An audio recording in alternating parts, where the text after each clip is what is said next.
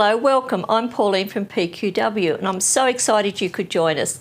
I want to show you one of our fabulous quilts we've just finished designing and making, and just want to show you all about it. So we call it the Robot Family Quilt. And I just think it's a fun, exciting quilt. It's a great quilt to use up your stash. It's a quilt as you go quilt. And I think any of those beautiful grandchildren in your family, or even some adults, would love this quilt. You know, if they're robot freaks and they love that sort of thing, you could have so much fun with this. It can be made any size. And that's the good thing about a quilt as you go quilt. If you got it finished to this size and you want to make it larger, you just make more blocks and add it to it. So what we do first is we actually cut out all the blocks. They're all different sizes. We quilt with simple straight lines.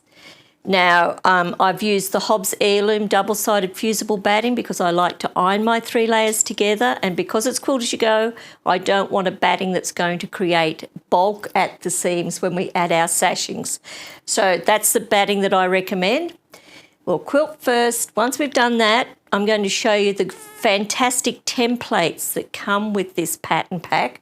So you're going to get templates for every one of these shapes to make your job so simple. We'll explain that to you in a moment.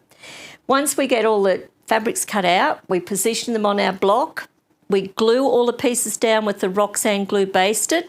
That way we don't have any stiffness in the quilt that we would get from fusible webbing. Once we get all that done, we're going to simply blanket stitch or buttonhole stitch by machine. Or if you're a hand stitcher, you could hand buttonhole stitch or blanket stitch this around all of those shapes. But remember, you're working one block at a time. You'll get each block completely finished, then you join it together quilt as you go. And the technique we've used to join this one together, we call it between the block technique. So let's go over to my work table and we'll show you the pattern, the templates, how you would organise your templates, and just a simple few steps of how you can construct this gorgeous quilt. Just to show you some of the products and tools that I've used to construct this quilt, of course my Quilt As You Go book is becoming very popular. It shows you everything that you need to know about doing any quilt as you go. So it's all covered in this book. It's not a pattern book, it is a technique book. We use the Roxanne glue basted, as I mentioned before. In making the quilt, we've used a 2" and a 1/2" sasher tool. You may be already the proud owner of the set of 10 of our sasher tools. So the tools that you need to use are in this set if you already own it. If not, this is the best buy you could ever have. And we are the original and the genuine designers of these tools. I myself designed these tools. We're having people copying us, not happy with that, because I know they're not the right size and I know they don't work properly, and I know that they possibly melt when you put an iron against them, but ours don't. We use the Sew Slip mat. This mat's fabulous on your machine when you're quilting and when you do all your applique, because your fabric just glides. You just simply take the brown paper off the back, you lay this over the machine, it sticks there, your feed dogs work up and down through there. When you put your fabric on here, it just slides beautifully. So that's another tool I strongly recommend. But let's just put all these aside because we now need to show you what's in your pattern pack. And like if you need to buy fabrics for this quilt, we've used all different whites and creams and different backgrounds. They're not all the same, so you can use up your stash. But if you need to buy fabric for the background, a plain fabric's fine. And on the requirements with the pattern, it'll tell you how much. Also, if you have to purchase fabrics, just get a fat quarter bundle. It's absolutely fabulous. We've used a lot of plains or solids, as you may call them, in the quilt. It just comes out a happy quilt. Just add colour and vibrance to it. But we do get the pattern, and this is a good gauge for you to know, you know, if you want a colour guide, you could use this front page of the pattern pack to do that. Inside here, we have all of the templates for every one of the shapes. So they're all in here. So pull out all your templates. Now these are not labelled. because we didn't want to label them so they were just suited to this quilt. We want you to be able to use these templates for other quilts.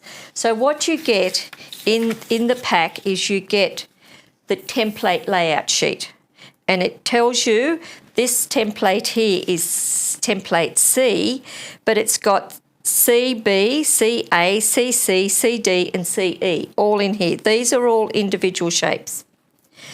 So that's how the templates work. And the best thing you can do is use the quilt layout sheet. I'll turn it this way. So this gives you every block as it is constructed. Every one of these design pieces on here have the template number on there. So you would look at your template guide and you'd say, well, for this pattern, we need template EA, CE, and go all the way through, pick out your templates, then you simply trace that onto your fabric. Once you've got it traced onto your fabric, cut out your shapes, as we have here.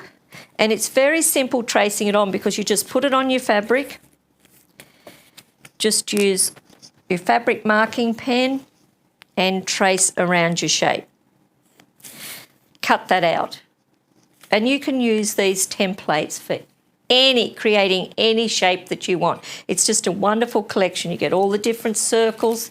They've got little notches in them, so that might say that on the pattern sheet it might say cut from notch to notch, so that will give you half a circle or a quarter of a circle if you need it. Once you've cut that out, you've got your background fabric. We'll just move this out. We've got our background fabric all quilted up. Straight lines, as you can see. They're very uneven. There's nothing uniform about this. You could do them on the diagonal. You could quilt anything on this. We cut our shapes out. Now we'll put this pattern sheet alongside us and hopefully we can see that. So we've got our pattern sheet. So we're going to make big ears. This is the name of this one, and every one of the robots has a name. You might like to change it. And down the bottom here, we've got the robot family, and we've got Mama and Papa, and we've got Princess and Junior. You might like to put your grandchildren's names to those robots. You know, have fun with it. We'll put this one down. So lay out all your pieces. We'll put our eyes on. So I'm looking at the guide here, so I know where everything's going to go. You have this positioned. Oops, I've lost one ear. Goodness knows where that's gone, but we should have another ear that pops out this side. Isn't that amazing, in a small area that you can lose something so quickly? No, it's disappeared. But anyway, we'll keep moving on. We'll put our legs in place. So you can see now that we've got that positioned, and I've still got to find that other ear and his little hat. I have no idea where they've gone to. But anyway, you'd put them on. Then we come and we get the Roxanne glue basted. Oh, this other ear, where is it? Just got to, here it is, here it is, here it is. Okay, so we just position his ears. You know, and you can play with it. If you want them poking underneath, if you prefer to have him curved ears, use one of the other templates. It doesn't have to be exactly like I have it. Here's his little top hat going on, whichever way you want it to go.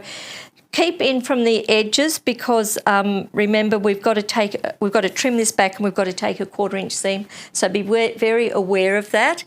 And in the pattern I give you all of these sorts of hints and tips so that you won't get yourself into too much bother as we put this together. So now all we do is use the Roxanne glue basted. Fabulous stuff. Come back. Just put little dots of glue all the way around. And then when we get everything glued in place, we just press with the hot iron to hold it all there. Then we go to the machine and we do our buttonhole stitch around the edge or do it by hand. Such a simple technique. Then in the pattern, I show you and explain to you step by step, and we have a lot of coloured photos in our patterns so that you will know how to put this together, quilt as you go. When we come to making our little arms on a lot of them, and I'm going to go back to the quilt because I just want to show you a few little things on the quilt. Most of our arms and legs are made with the sasher tools because I found that was the easiest way to keep everything straight. And I just found that blanket stitching around some of these little areas was going to be too fiddly. So we put all of these through the sasher tool, and like we've even got, he's got a loose leg. He's often running, this guy. The other thing that we do in the quilt, we've decided to put some flying geese in. And it's just teaching you that no matter whether you're doing piece blocks or applique blocks, you can join them together in our between the block quilt as you go technique. So you can see here we've got more flying geese. You'll notice here we've got a very narrow border, but on the other side of the quilt we've got a much wider border. And at the top we've got a narrow border, but down the bottom we don't have a border at all. If you want to put a wide border all the way around, it's as simple as once you've put one border on, you'll know how to do the other three. So we just would like you to play with it, have fun. The back looks really nice like a normal quilt. It's not fussy, it's not hard to do. It's very, very simple. So you'll make your flying geese units up, you'll join it all together, quilt as you go, but for those that don't know how to use the sasher tools, I just want to demonstrate that to you so that you know how simple this can be. So here we've got a piece of fabric cut 1 inch wide. I want to put that through the 1/2 inch sasher tool. So we only, just cut your fabric on the straight grain. You only need to cut it on the bias if you're going around curves. Just press about the 1st inch, hold it by the handle, come up from the bottom and back down. Pull it through, pin into your ironing surface with the double fork pin. That puts equal tension on both sides of the fabric. Hold this up and push with the iron. So that's how you'll make all of the legs and the arms and the sashings. They're all made exactly the same way, but in the pattern we'll tell you what size to use for what area in the quilt. When we make our sashings, we've put this white fabric, we've put it through the 2 inch wide sasher tool, as you can see. It's been folded through the tool, and the tool gives you a nice permanent crease. What we do then is we open this out, we cut a piece of our batting, the same batting that you've used in the blocks. This is cut just a wee bit small, it's cut 1 7/8. We lay it inside the sashing because we want to fill the sashing out. Then we press it with the hot iron, and because it's fusible, the fabric's held to the batting. That is what we put between the blocks to build it up, to cover all of those raw edges.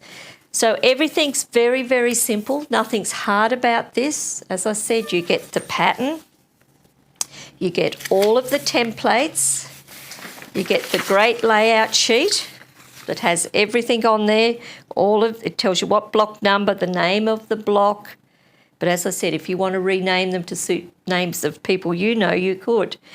Has all the sizes of the sashings and the arms and everything is all in your pattern. So we really would love you to enjoy making this robot family quilt, and we would love to see photos of how yours turns out. So go to our YouTube channel because you will see how to do your between the block quilt as you go technique on there on one of my videos. Do subscribe to our YouTube channel so that you get notifications when we've got more videos coming out for you. And also go to our website, www.pqw.com.au. Have a look around, buy all your tools. The tools, we do have a little special running on some of the tools used for the construction of this quilt. You can buy packages of them or you can buy them as individual because you may already own some of the tools. But you don't have to use the tools I recommend, but I know they're the ones that it's taken me a long time to find the right tools for this technique to work properly. So have fun with your robot family. I think you'll enjoy the quilt. We certainly enjoyed making it. Peggy, that helps me out with everything, she had so much fun. She named all of the robots, so have fun with it. Until next time, bye for now.